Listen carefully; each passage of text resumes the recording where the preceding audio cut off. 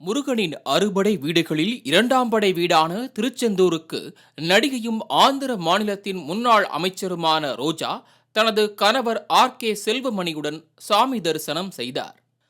சாமி தரிசனம் செய்துவிட்டு வெளியே வரும்போது அங்கிருந்த பக்தர்கள் சிலர் ரோஜாவிடம் செல்ஃபி எடுப்பதற்கு முயற்சித்தனர்.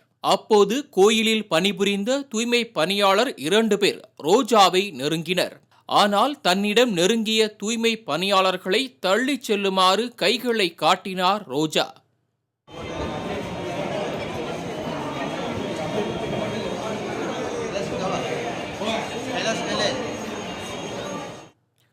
மனம் கவர்ந்த நடிகை என்பதற்காகவே பெண் தூய்மை பணியாளர்கள் புகைப்படம் எடுக்கச் சென்றனர்.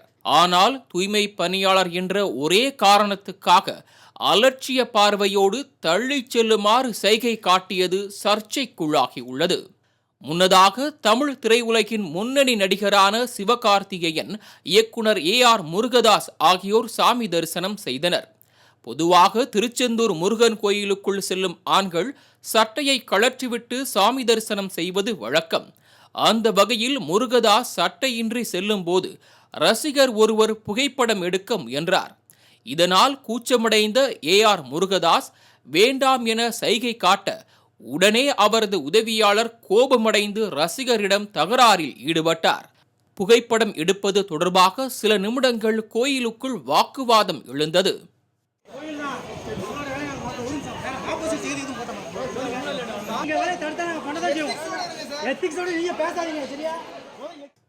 அதே நேரத்தில் சிவகார்த்திகேயனும் கோயிலில் சுவாமி தரிசனம் செய்தார். சிவகார்த்திகேயனை பார்த்த ரசிகர்கள் பின்தொடர்ந்து சென்று செல்ஃபி எடுக்க முண்டியடித்தனர்.